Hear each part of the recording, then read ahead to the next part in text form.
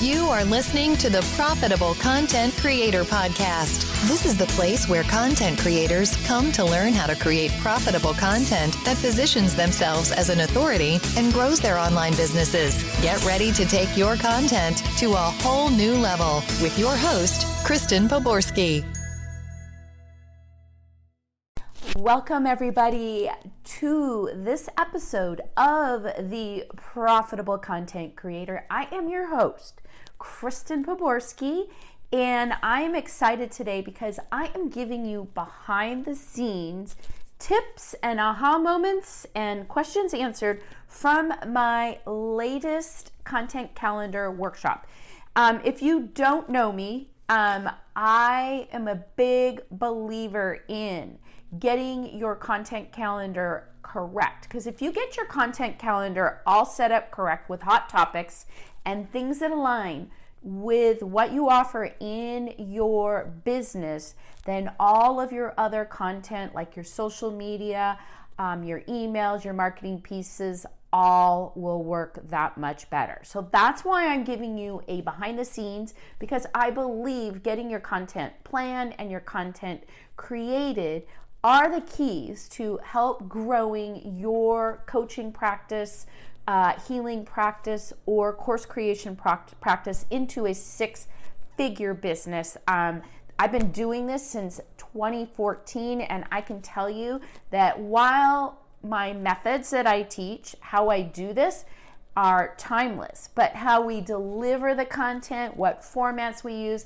have changed dramatically since then. I'm not going to go into all of those today. I'm going to go through those in another episode coming up soon, where I'm going to actually share what's actually working in 2023. So I'll be filming that pretty soon. But today, I really want to give you the insights from my latest content calendar session, because these are things that you can use right away to start creating better content. So what I'm going to cover today into this podcast episode are the three kinds of topics, content that you need to be creating. Then I'm going to share my behind the scenes peek at the three-step process that go into creating a profitable content calendar. And finally, I'm going to share some aha moments that were shared with me, a few stories from my last content calendar session. Then I'm going to answer two questions at the very end. Like, for those of you that are just getting started with content, then I'm going to give you some tips on types of content you should be creating. And then the second question I'm going to answer is one that I get all the time. Why can't I just pick my own topics? Okay, so let's dive into today's episode. But before I get started, I just want to give you a quick intro. I'm Kristen Poborski. I am a content creation and implementation strategist. I work with healers, coaches, and course creators. I also have my online courses where I teach content creation and automation, something very important that most people don't even think about. How do you automate your content so that you can be seen and heard in more places? I've been doing this since 2014 when I discovered these strategies that I'm going to share with you today. Most importantly is picking hot topics and then using those hot topics for your content creation process. So let's dive into the content calendar, because that is really the core, the key thing to get right behind any kind of content creation strategy. So there's three kinds of content that you really want to be making today. And they are how-to content, what-to content, tips, things like that. People are searching for content all day long, and they're looking for tips, answers to their questions, and problem-solving tips. Now, that does not mean that you need to give away all of your how-tos that you keep behind your paywall. I know I need to kind of probably dive into this a little bit more, but what a lot of people think is that I should just give away my best content for free, and that is not what I'm telling you here. I'm telling you is that you want to share the what to do so that people understand that the methods and the things that you teach in your programs work. So you tell them the what to do, you give explanations of why it works. You tell stories and share things behind the scenes on why these things work. And I can tell you that myself because I go behind the scenes. I actually create a lot of how-to and what-to content, and that is my best performing content right now. I had a piece where I shared 4 hacks for better videos and better content just the other day over on YouTube, and I got 1,000 views. So people are really looking for help. And if you want to get out in front of a bigger audience, you're going to want to start creating content around that. Now, the second kind of content that you want to create are belief busters. So you're going to take things that some people or a lot of people in your industry say are true, and you are going to say, but that's not true because here's why I do it this way, which may be different than most other people do. And then you give them reasons why your way, which is different than what everybody else is saying, why it works and what they should be doing instead. So those are belief busters, and those are really great ways to stand out in your marketplace, especially when you go up to widely held beliefs in your niche. So that's a great way to stand out. Then the third one, so important, are success stories. So these are can be interviews. If you can't interview your clients, then you tell the story.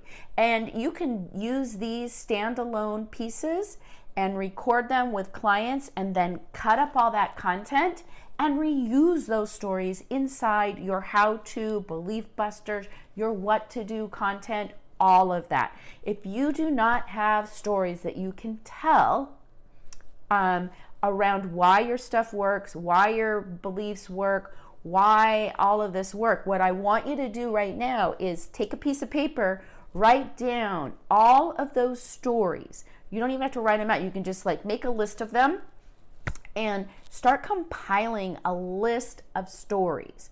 And then you can use those stories in your marketing, in your social media, in your content. It's super important. I can tell you, every time I run a launch, one of the pieces I always send out as part of my launch is a success story, interview story that I have recorded with one of my students.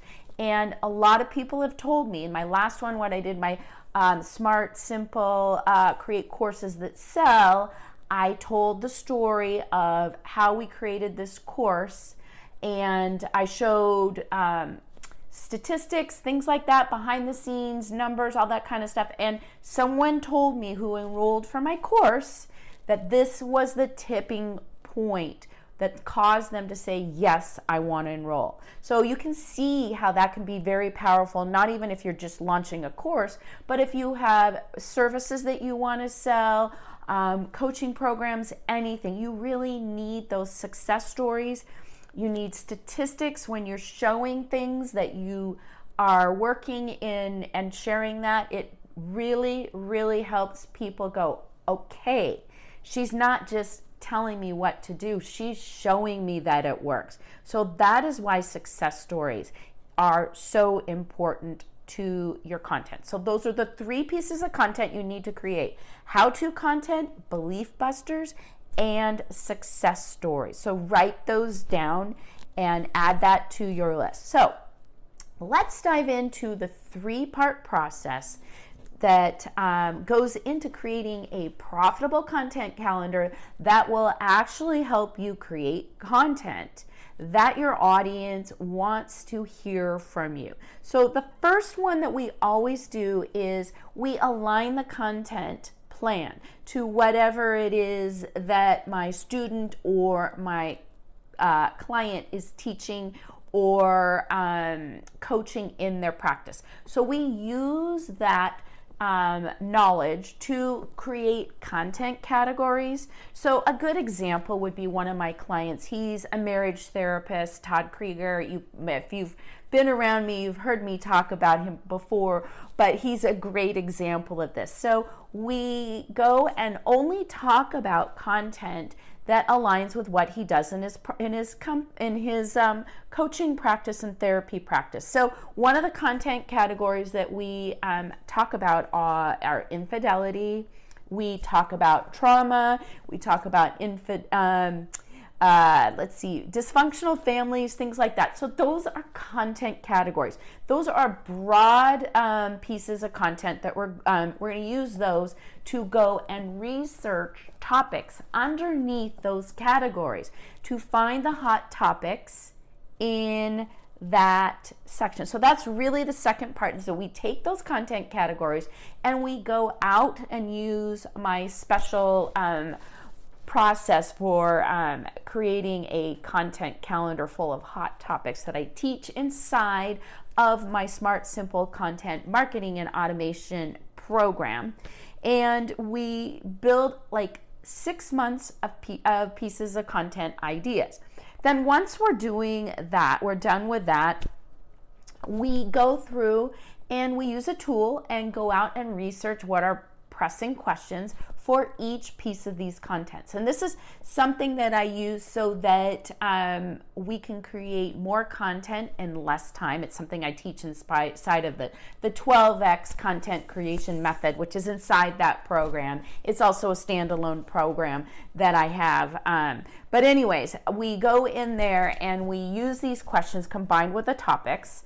And that allows us to create more pieces of content that we can cut up and use over and create a month's worth of content in 30 minutes or less. So it's the 3-part process. Just to recap it for you, it's content categories that align with your business, your offerings, your coaching programs, things like that.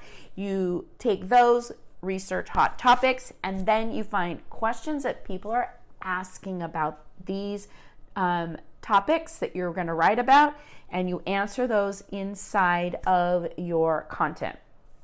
So one of the things I really want to share was that we did one of these, and what I always do inside of my content calendar classes, we open it up and kind of have a hot seat. So we took one of my students who's brand new to my program. She had never been through one of these, and we were actually looking for content that she could use to create her calendar and then use in her podcast.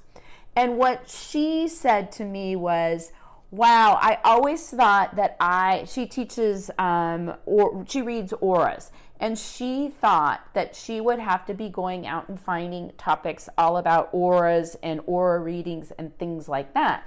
But what we showed her inside of that is we could go back and look at what things she works on in her, how she uses the aura readings and things like that to help people lose weight, if you can believe it. It's pretty amazing. Anyways, so we then said, well, let's go look at weight loss topics. And we came up with a bunch of topics, and I showed her how to approach those topics that were hot topics and losing weight and answering questions, and position her content as her content as the answer to what people are looking for help with. So she didn't have to go in and create all this content around auras and why you need to have your aura written. She could actually go out and look at problems that people are having, things that she was already teaching in her business, in her practice, and create content around that, and then just position her unique solution as the answer to these problems and these topics that people really want to hear about. And that was huge for her because it opened up a whole new world of topics and things that she could talk about, and she got really excited. So that's really the aha moment big one that we had inside of the content, my last calendars, that if you think that your content, that you don't have enough things to talk about, I certainly